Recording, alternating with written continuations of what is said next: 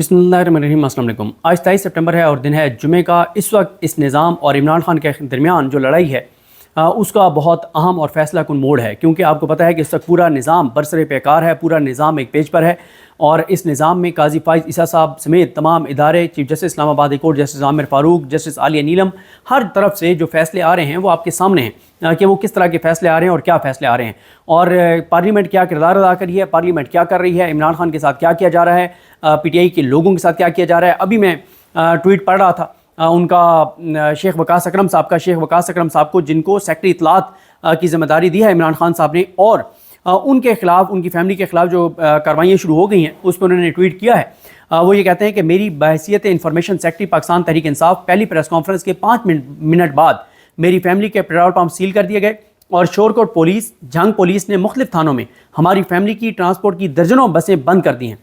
Police हमारे मुख्तलिफ कारोबारों पर भारी तादाद में खड़ी कर दी गई है। वही पुरानी बेहयाई और बेशर्मी, इन घटिया हथकंडों से हमारे हौसले पस्त ना होंगे। रिज़्क़ का और इज़्ज़त, इन दोनों का इख्तियार और वादा मेरे अल्लाह का है। इमरान खान जिंदाबाद, तहरीक इंसाफ जिंदाबाद। देखें, इस वक्त मैंने आपको बताया ना कि ये टाइम बड़ा इंपॉर्टेंट है। ये टाइम वो टाइम है जिसमें काजी फाइज़ ईसा साहब की जो एक्सटेंशन है उसका फैसला कुन मरला है। 3 से 12 अक्टूबर के दरमियान काजी फाइज़ ईसा साहब की एक्सटेंशन की आईनी तरमीम आनी है और उसके लिए ओछे हथकंडे हर तरह के इस्तेमाल किए जाएंगे। और उसी के लिए 63A वाला केस जो है, वो 63A वाला जो केस है वो 30 सितंबर को सोमवार के दिन लगा हुआ है। उस केस को लगाने के लिए काजी फाइज़ ईसा साहब ने जो इस वक्त वाज़ेह तौर पर नज़र आ रहा है, काजी फाइज़ ईसा साहब ने जो लेटर लिखा है मंसूर अली शाह साहब को और जिस तरह से उन्होंने चार्जशीट किया मुनीब अख्तर साहब को, उसमें बड़ा वाज़ेह है कि ये जो सदारती ऑर्डिनेंस आया है जिसकी मंजूरी शहबाज शरीफ की काबीना ने दी है और जिसको जारी आसिफ अली जरदारी ने किया है, उससे वाज़ेह है कि ये पसे पर्दा राब्ते थे। काजी फाइज़ ईसा साहब ने हुकूमत को कहा और ये कोऑर्डिनेटेड एक चीज़ थी कि काजी साहब ने कहा कि मुनीब अख्तर मुझे नहीं करने दे रहा, मैं 63A को उड़ाना चाहता हूँ, फैसले को उड़ाना चाहता हूँ जो उमरता बंदियाल साहब, इजाज़ुल एहसन साहब और मुनीब अख्तर साहब का है, जिसमें यह फैसला था कि अगर कोई लोटा सियासी जिस्म फरोशी करता है, अपना तन मन धन बेचता है, अपने हल्के के लोगों के वोट को बेचता है, तो उसका वोट काउंट नहीं होगा और वो डी सीट भी होगा। ये फैसला इसलिए उड़ाना ज़रूरी है कि अब मौलाना साहब क्योंकि मान नहीं रहे अभी तक, तो जब मौलाना साहब नहीं मान रहे तो फिर PTI के कुछ MNAs जिसमें से कुछ को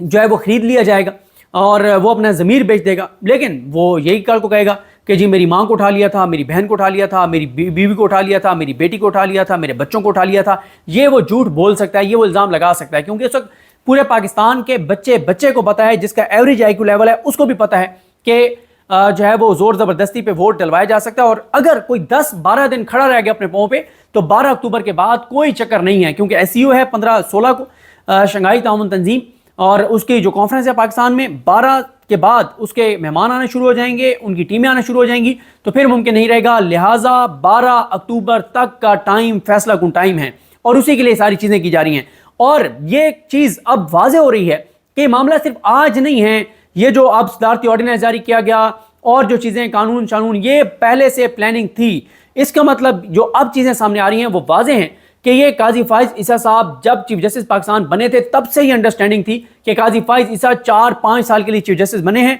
उनको पहले से ये बता दिया गया था कि जब आपका टर्म पूरा होगा उससे पहले आईनी तरमीम कर दी जाएगी और आपको 3 साल के लिए मजीद नौकरी पर रख लिया जाएगा। और फिर काजी साहब ने जब काजी साहब जो है वो 12 जुलाई को जब काजी साहब को फुल कोर्ट में शिकस्त हो गई और काजी साहब को नजर आ गया कि सुप्रीम कोर्ट के 8 जजेस मेरे साथ नहीं हैं, तो फिर काजी साहब ने क्या किया, और उन्हें यह भी पता था कि जो बाकी जजेस हैं उनमें मलिक शहजाद अहमद खान साहब वो आइन के साथ जाएंगे, पाकिस्तानियों और अपने हलफ के साथ जाएंगे। उनको पता था कि अकील अब्बासी साहब भी शायद उस तरह से मेरे नरगे में ना आए, वो भी अपने हलफ के साथ जाएंगे। और इसलिए फिर काजी साहब ने कहा कि तो काम ख़राब है, तो अक्सरियत कैसे बनेगी। तो फिर काजी साहब ने 4 इडाक जजेस के नाम सजेस्ट किए थे। उन 4 में से 2 ने आने से इनकार कर दिया था, मकबूल बाकर साहब ने और मुशीर आलम साहब ने। लेकिन 2 जो हैं, और ये 4 के 4 नाम काजी साहब ने वो नामजद किए थे। मकबूल बाकर साहब वो थे जिन्होंने काजी फाइज़ साहब के हक में फैसला दिया था और नून लीग के हक में, शरीफ खानदान के हक में, जरदारी के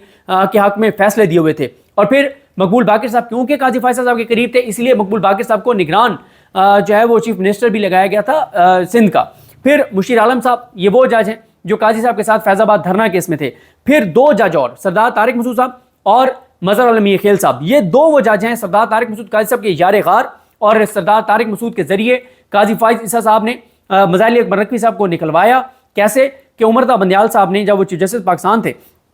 اور سپریم جوڈیشل کونسل کے سربراہ تھے, انہوں نے جب مظاہر علی اکبر نقوی صاحب کے خلاف کمپلینٹس آئیں تو انہوں نے بھیجی سردار طارق مسعود کو, جو کہ ان کو بھیجنی تھی, ان سے اوپینین لینی تھی. سردار طارق مسعود صاحب نے 6, 7, 8 ماہ وہ اوپینین نہیں دیا, وہ پینڈنگ رکھا. قاضی صاحب آئے تو اوپینین دیا اور اس طرح سے مظاہر علی اکبر نقوی صاحب کو جو ہے وہ مجبور کیا گیا اور ان کے خلاف جو پورا ایک ماحول بنا. اور یہ میں آپ کو بار بار کہتا ہوں کہ ابھی تک لوگوں کے سامنے سٹوری نہیں ہے اعجاز الحسن صاحب کی اور مظاہر علی اکبر نقوی صاحب کی. جب ان کی سٹوری آئے گی تو پھر لوگ کہیں گے کہ ہاں یار ان کے پاس اس کے علاوہ آپشن نہیں تھا. خاص طور پہ مظاہر صاحب کے پاس تو اس لیے آپشن نہیں تھا کیونکہ مظاہر علی اکبر نقوی صاحب کو پورا پلان پتہ چل گیا تھا کہ کیا کیا کیا کرنے جا رہے ہیں, کس طرح کرنے جا رہے ہیں. اور وہ جتنا مرضی لڑتے ان کا نہیں, اس طرح سے ان کا بچاؤ نہیں تھا. اور ویسے بھی جو سارے ہر طرف سے فیلڈنگ سیٹ تھی, جو کچھ کرنا تھا, تحقیق کرنی تھی, پوری میڈیا کمپین,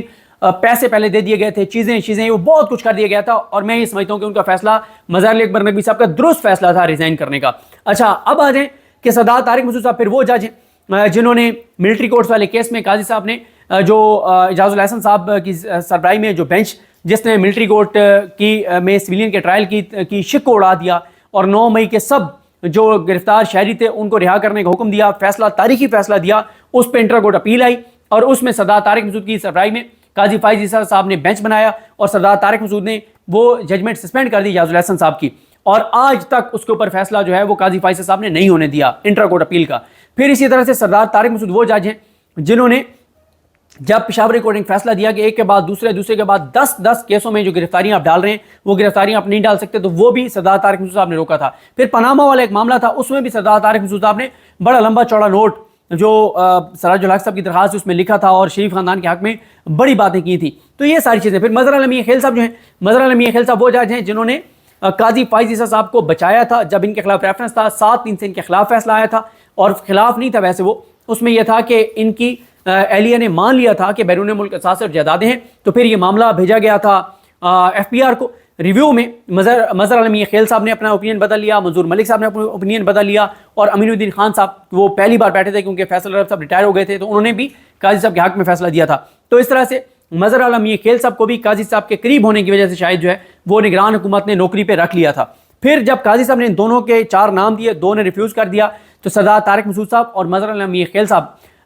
مظہر علی خیل صاحب نے بھی انکار کر دیا کہ یہ سوشل میڈیا کمپین میرے خلاف چلی ہے, میں نہیں بن سکتا. لیکن قاضی صاحب نے کہا جوڈیشل کمیشن کو کہ آپ اپروول دیں, میں جانوں میرا کام جانے, میں منا لوں گا. پھر بڑی سوشل میڈیا پہ خبریں چلی کہ میاں نواز شریف جو ہیں وہ ایکٹیو ہوئے. میاں نواز شریف نے بھی پیغام بھجوایا سردار طارق مسعود کو اور مظہر علی خیل صاحب کو, جس کی آج تک تردید نہیں آئی کہ انہوں نے پیغام بھجوایا کہ نہیں آپ لازمی آئیں اور آپ کا پورا خیال رکھا جائے گا. اور پھر میاں صاحب نے پہلے شاید ان کو بتا دیا ہوگا جو اب سکینڈل بڑا سامنے آیا ہے, اور وہ سکینڈل یہ ہے کہ ابو ذر سلمان نیازی صاحب نے وہ ڈاکومنٹ جو ہے وہ انہوں نے شیئر کر دیا ہے اور علینا شگری صاحبہ نے بھی وہ ڈاکومنٹ شیئر کیا ہے جس میں یہ بہت بڑا انکشاف ہوا. اور یہ چھوٹا نہیں, یہ بہت بڑا سکینڈل ہے کہ یہ 2 اڈھاک ججز سردار طارق مسعود اور مظہر علی خیل کو جو بھرتی کیا گیا, دوبارہ نوکری پہ رکھا گیا اور میاں نواز شریف کی ایما پر رکھا گیا. میاں نواز شریف صاحب کی ایما پر اس لیے بھی رکھا گیا کہ میاں صاحب اور قاضی صاحب کا یہی تھا کہ قاضی صاحب اکثریت کھو بیٹھے تو ان کو اکثریت دی جائے اڈھاک ججز کے ذریعے. تو اب یہ انکشاف یہ ہوا ہے کہ ان دونوں کو بھرتی کیا گیا 20 جولائی کو, اور 31 جولائی کو قانون میں تبدیلی کر دی گئی. پہلے قانون یہ تھا کہ اگر کوئی اڈھاک جج آئے گا تو اس کو صرف ٹی اے وغیرہ دیا جائے گا, اس کو جو ہے وہ تنخواہ نہیں دی جائے گی جج کی, وہ کیونکہ پینشن بھی لے رہا ہے. اب انہوں نے قانون میں یہ تبدیلی کی ہے کہ سردار طارق مسعود کو اور مظہر علی خیل کو نہ صرف تنخواہ دی جائے گی بلکہ ان کو جو پینشن ہے وہ بھی دی جائے گی, بلکہ ان کو حاضر سروس جج کی تمام مراد دی جائیں گی, ریٹائرڈ جج کی بھی تمام مراد دی جائیں گی. یہ انہوں نے قانون میں تبدیلی کی ہے. اب آپ ذرا اندازہ لگائیں کہ وہ پاکستان کے لوگ جو خودکشیوں پر مجبور ہیں, جو بجلی کا بل نہیں دے سکتے, جو اپنے بچوں کو باعزت طریقے سے کروڑوں پاکستانی 2 وقت کی روٹی نہیں دے سکتے, پرائیویٹ اسکولوں سے نکلوا کے سرکاری اسکولوں میں ڈال رہے ہیں, اسکولوں سے چھڑوا کے اور ورکشاپوں میں ڈال رہے ہیں, ان کو مزدوری پہ لگا رہے ہیں. اور وہ لوگ جو اس وقت جن کو مایوسی نظر آتی ہے, اندھیرا نظر آتا ہے, جو ہمارے نوجوان ڈنکیاں لگا کے اور اپنی جان ہتھیلی پہ رکھ کے اور مسٹیک پہ لگا کے وہ پاکستان سے جا رہے ہیں, اس ملک میں ریٹائرڈ ججوں کو قاضی فائز عیسیٰ اور نواز شریف کی خوشنودی کے لیے بھرتی کر کے اور ان 2 ریٹائرڈ ججز کو کیا کیا جا رہا ہے کہ ان کو 50 لاکھ میں تقریباً یہ ساری امارات ملائیں تو جو راؤنڈ اباؤٹ فگر سامنے آئی ہے 50 لاکھ میں ایک جج پاکستانیوں کو پڑھ رہا ہے. ایک طرف کہتے ہیں کہ زہر کھانے کے پیسے نہیں ہیں, لوگوں کو آپ نے تباہ کر دیا, برباد کر دیا, کسان کو آپ نے تباہ کر دیا, برباد کر دیا, اس کی گندم نہیں آپ نے خریدی, آپ نے ابھی بھی کسان خودکشیوں پر مجبور ہے, کوئی طبقہ بیچارہ کوئی طبقہ اس وقت سکون میں نہیں ہے, انڈسٹری بند ہو گئی ہے, ریل اسٹیٹ رک گیا ہے, کنسٹرکشن رک گئی ہے, ہر طرف تباہی اور بربادی ہے. آئی ایم ایف کو جا کے آپ کہتے ہیں کہ ہم کفایت جاری کریں گے, ہم یہ کریں گے, وہ کریں گے, ہم شاہ خرچیاں بند کریں گے. دوسری طرف میاں نواز شریف کی ایما پر, کیونکہ میاں نواز شریف صاحب کے بارے میں خبر آئی تھی کہ میاں نواز شریف صاحب نے اعظم ندی تارڑ کو کہا کہ ان کے پیسے دو, جتنے عوام کے ٹیکس کے پیسوں میں سے ان کو پیسے ان ججوں کو دے سکتے ہو دو, ان کو راضی رکھنا ہے ہم نے, سردار طارق مسعود کو اور مظہر علی میاں خیل کو. اب آپ دیکھیں پھر انہوں نے یہ دیکھیں نا, ابھی انہوں نے آرڈیننس جاری کیا جو زرداری نے کیا, قاضی صاحب کی امریت کو بحال کیا. قاضی صاحب نے امین الدین کو لگا کے اور سیکریٹری اے کا جو بینچ لگایا اس میں پھر مظہر علی میاں خیل کو ڈال دیا ہے, اور قاضی صاحب نے جو منصور علی شاہ صاحب کو جواب دیا ہے اس میں یہ انکشاف ہے, اور وہ انکشاف یہ ہے کہ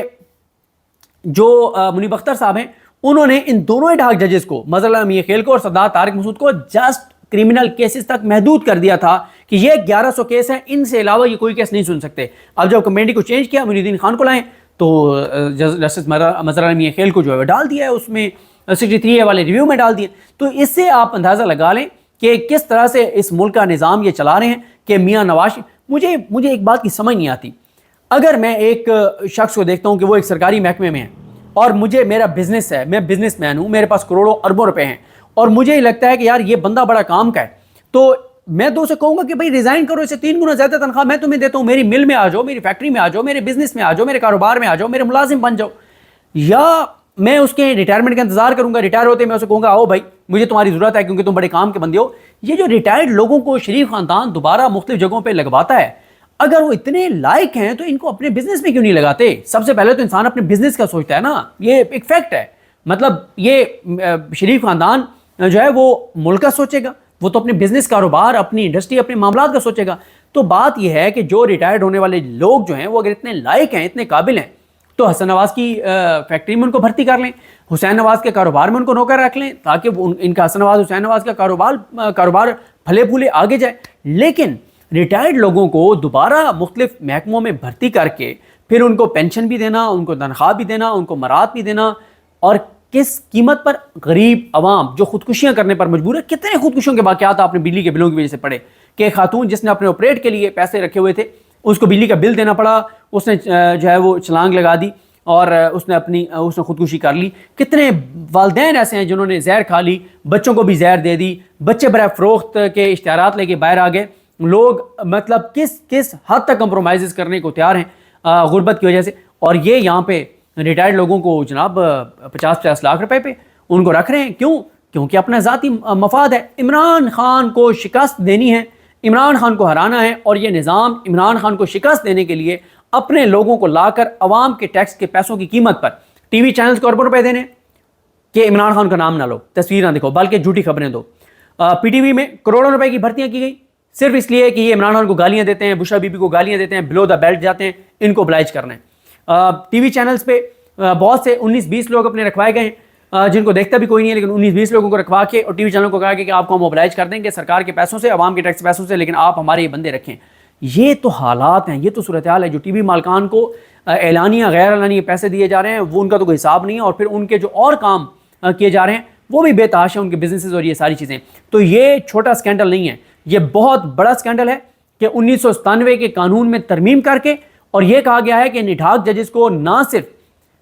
حاضر سروس جج کی تنخواہ ملے گی بلکہ ان کو پینشن بھی ملے گی, ریٹائرڈ جج والی بھی مراد ملیں گی, حاضر سروس جج والی بھی مراد ملیں گی. تو یہ شریف خاندان کھیل کھیل رہا ہے, یہ پاکستان کے ساتھ کر رہے ہیں. یہ ہے وہ تباہی, وہ بربادی, اداروں کی کمزوری اور عوام کے ٹیکس کے پیسوں سے کھلواڑ جو یہ کر رہے ہیں. یہ چھوٹا سکینڈل نہیں ہے, یہ بہت بڑا سکینڈل ہے. اس سے یہ پتہ چلتا ہے کہ کیسے ججوں کو یہ اپنے ساتھ ملاتے ہیں عوام کے ٹیکس کے پیسوں سے. اب آپ مجھے بتائیں, سردار طارق مسعود اور جسٹس مظہر علی میاں خیل کیسے شریف خاندان کے خلاف جا سکتے ہیں؟ کیسے ان کے مفاد کے خلاف جا سکتے ہیں؟ کیسے میرٹ پہ عمران خان کے حق میں فیصلہ دے سکتے ہیں جہاں ان کو شریف خاندان نے اتنا اوبلائج کیا ہے کہ مہینے کا میٹر کرتا ہے سر 50 لاکھ روپیہ آپ کو مل رہا ہو,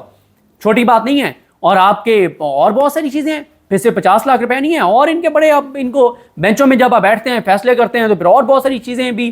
ہوتی ہیں. تو یہ بہت بڑا اسکینڈل ہے، یہ چھوٹا اسکینڈل نہیں ہے. عوام کے ٹیکس کے پیسوں سے، غریب لوگوں کے پیسوں سے یہ جو کھلواڑ کیا جا رہا ہے، یہ ہے وہ شریف خاندان کا اصل چہرہ. یہ ہے صورتحال کے قاضی صاحب. آج قاضی صاحب بڑی شفافیت کی بات کرتے ہیں، بڑی عوام کے ٹیکس کے پیسوں کی بات کرتے ہیں، بڑی پاکستان کے خزانے کی بات کرتے ہیں. عمران خان کے خلاف تو آپ نے نوٹس لے لیا تھا کہ عمران خان کنونشن سینٹر میں خطاب کر رہا ہے تو عوام کے ٹیکس کے پیسوں سے یہ خطاب جو ہے، اس جگہ کا انتظام اور یہ ساری چیزیں ہو رہی ہیں. تو آج آپ کو نظر نہیں آتا کہ آپ نے جن لوگوں کو بھرتی کیا ہے اور ان کو صرف اس لیے کہ وہ نواز یہ مظہر علی میخیل صاحب، تو میرے خیال انہوں نے 63 میں بھی یہ فیصلہ اوریجنل یہ دیا تھا کہ ووٹ کاؤنٹ ہوگا. اور پھر یہ اس کیس میں یہ جو یہ تھا نا ان کا، کیونکہ یہ حمزہ شہباز کو جب وزیر اعلیٰ بنانا تھا تو اس وقت 25 پی ٹی آئی کے لوگوں کو لوٹا بنایا گیا تھا اور پھر وہ ڈی سیٹ ہو گئے تھے سپریم کورٹ کے فیصلے کے بعد، اور دوبارہ الیکشن ہوا تھا اور پی ٹی آئی جیت گئی تھی سیٹیں 17-20 میں سے، کیونکہ 5 تو وہ تھے نا مخصوص نشستوں والے. تو پھر انہوں نے وہ قاسم سوری صاحب والے معاملے میں بھی انہوں نے بڑی سخت انہوں نے کہا تھا کہ غداری کیا ہے قاسم سوری نے اور انصاروں نے، اور یہ ہونا چاہیے وہ ہونا چاہیے. یہ وہ جج ہے مظہر علی میخیل صاحب. تو بڑی افسوسناک جو ہے وہ صورتحال ہے کہ یہ ملک کے ساتھ ہو رہا ہے، یہ پاکستان کے ساتھ ہو رہا ہے. اور جس ملک کے اندر کروڑوں نوجوان بے روزگار ہیں اور والدین پریشان ہیں اور لوگ خودکشیاں کر رہے ہیں، لوگوں کے اتنے بھاری ٹیکسز لگا دیے گئے ہیں، ہر چیز مہنگی کر دی گئی ہے، اس ملک میں ریٹائرڈ ججز کو صرف اس لیے کہ وہ شریف خاندان کے حق میں اور آگے بھی ان سے شریف خاندان کے حق میں اور عمران خان کے خلاف فیصلے لینے، تو اس کے لیے یہ سارا کچھ کیا جا رہا ہے. لیکن تکلیف اور دکھ اس بات کی ہے کہ عوام کے ٹیکس کے پیسوں سے کیا جا رہا ہے. اب ان دونوں ججز کی پتہ نہیں کچن بھی ان کے عوام کے ٹیکس کے پیسوں سے اب چل رہے ہوں گے، ان کے علاج بھی اگر کوئی خدا نخواستہ بیماری ہے، ان کی دوائیاں بھی عوام کے ٹیکس کے پیسوں سے آ رہی ہوں گی، یہ جو ٹریول کرتے ہوں گے وہ بھی عوام کے ٹیکس کے پیسے ہوگا، گاڑی میں پیٹرول ڈیزل یہ وہ سارا کچھ عوام کے ٹیکس کے پیسوں سے. وجہ کیا ہے کہ عمران خان کے خلاف ہمیں اپنے جج چاہیے. صرف عمران خان سے لڑائی اور اس کو شکست دینے کے لیے عوام کے ٹیکس کے پیسوں سے ایسے جج لائے جا رہے ہیں جن کے فیصلوں سے اسی عوام کو نقصان ہوگا، پاکستان کو نقصان ہوگا، پاکستان کے مستقبل کو نقصان ہوگا. اللہ تعالیٰ رحم کرے پاکستان پر، اللہ تعالیٰ پاکستان کو بچائے، اور اللہ کرے کہ جو پاکستان کے ساتھ پاکستان کی بقا اور سلامتی پہ ایک بڑا حملہ کرنے کا یہ حکومت ارادہ رکھتی ہے، اللہ تعالیٰ ان کے اس منصوبے کو ناکام کرے اور اللہ تعالیٰ پاکستان کو سیکیور کرے. مجھے اپنے دعاؤں میں یاد رکھیں. اللہ کریم ہم سب کا حامی ناصر ہو. اللہ حافظ.